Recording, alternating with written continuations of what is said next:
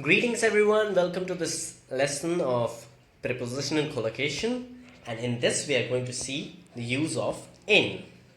So this is by Abhinav Anand. So this is about me. I'm Abhinav Anand, pursuing English honors from University of Delhi, a football lover and a traveler, a poet. Please don't forget the 3 R's and 1 S, that is do, rate, review, recommend and share my videos. And if you have anything to mention, which you must have because you'll get to know about it at the end of the section, so mention it in comment section and I'll be waiting for your responses. So let's begin. So let's dig in and find more. So that is how we actually start learning the use of the word, and I'll be doing this in every single lesson that we are going to do. So let's dig in and find more. So we will examine where are the situations in which in is actually used. So it's used to express unspecific time. So if you have a specific time, we usually use a different preposition, but in order to make sure that there is an unspecific time, we use this preposition, that is in. We are going to learn about it in detail in the next slides. So where else it is used? It is used to express the shape, color or size of the object. So it is used to do that. So for example, if we say that his shirt is blue in color, so this word in is actually used in order to make sure that these distinctions about shape, size and color are made properly.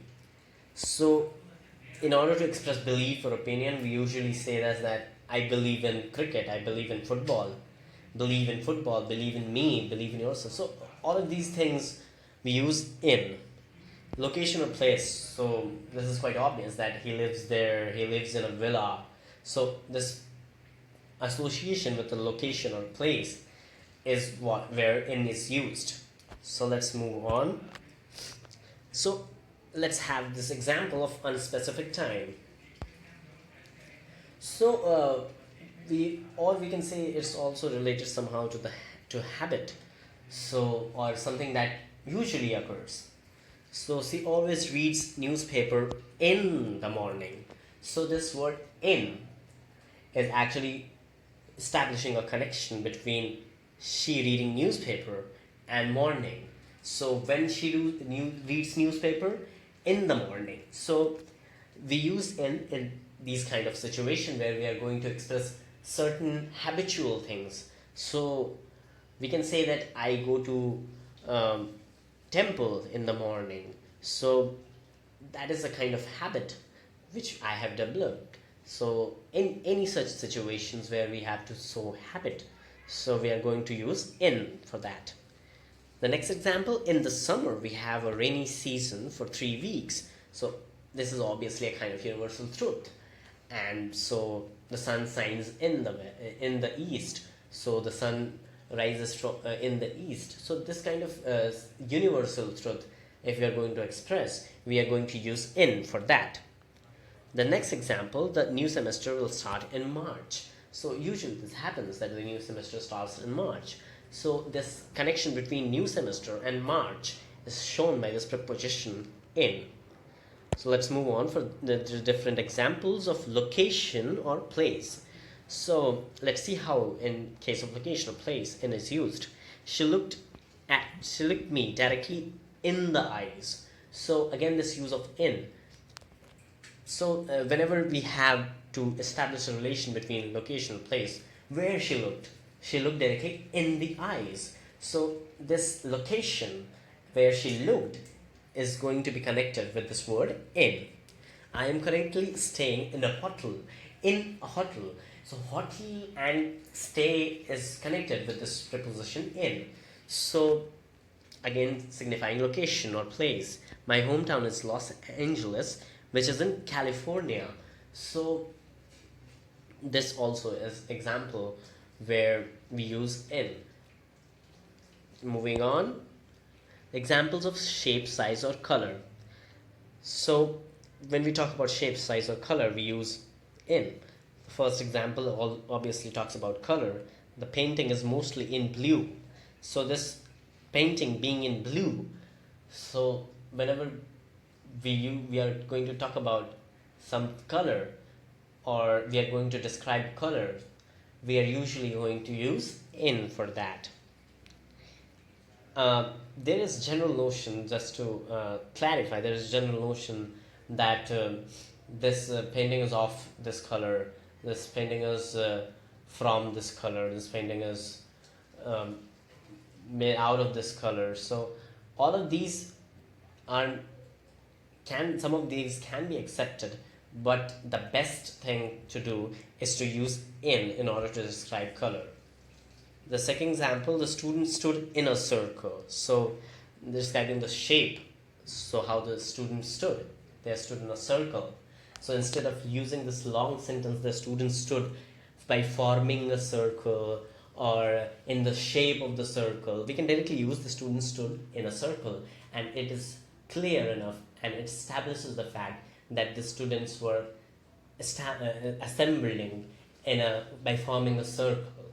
So this is how in actually reduces the length of sentence and also establishes a kind of more clarity to it. This jacket comes in 4 different sizes. So what kind of distinction is here? It is about size. So this jacket comes in 4 different sizes, or we can also say this bat comes in 4 different sizes, or this brick comes in 4 different sizes. So all of these, whenever we have to mention sizes, we use in. Moving on, examples of belief or opinions. I believe in the next life, so we are not interested in gambling. I am not in favor of this thing. So all these, whenever you are there, you need to express an opinion. You can do that by using in. So moving on. So we have our friend Buffin here. So this is Buffin. And Buffin has this book. And this book is called Buffin's Book of Brilliance. So the most important and most amazing aspects that are going to emerge from this lesson are going to emerge from Buffin's Book of Brilliance. So guys, please give proper attention to here. So following adjectives and preposition, take the adjectives and participles, take the preposition in after them. So we talked about prepositional collocation. So this is where the term collocation actually appears. So collocation is basically joining of 2 words, or a word followed by a certain set of words. So the in is used with respect to all these words, and the following adjectives and participles take the preposition in after them. For example, absorbed in, accurate in, backward in, biogated in, correct in, defective in, fertile in, honest in. So all of these can be used with in actually coming after them. So this is it.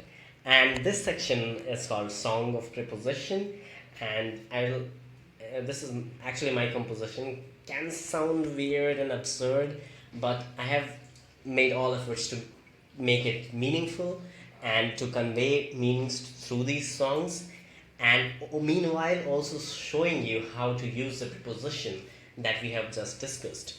So absorbed in my thoughts, I saw what can be correct in life, what can be defective in it. Words make my thoughts, so I must be properly versed in it. So we can see the different kind of uses of this word and which words actually precede this word in. So that was Song of Preposition. Moving on. So this is, you must say that this is absurd. I mean, the slide doesn't have anything, nothing is here. So why the slide? But the slide is actually a very important slide, and through this slide, through this blank space, I want to convey to you that this is the time, this is the place where you start playing with the preposition that you just learned. And I'd like you to mention it in comment section or do a rough work on your copy, whatever you feel like. But do use this preposition. Make 4 or 5 sentences. Make a poem that uses this preposition. Do whatever you want to do. Write a paragraph. But do make use of at least every situation for once or twice. And this area signifies your domain, your ideas that are going to come and that are going to be a part of this course. So I invite all of you to be a part of it, not as a learner but as an educator, educating yourself and all other people that are going to read your comments, that are going to read this, that are going to learn this course. So let's break this tradition of a learner and educator.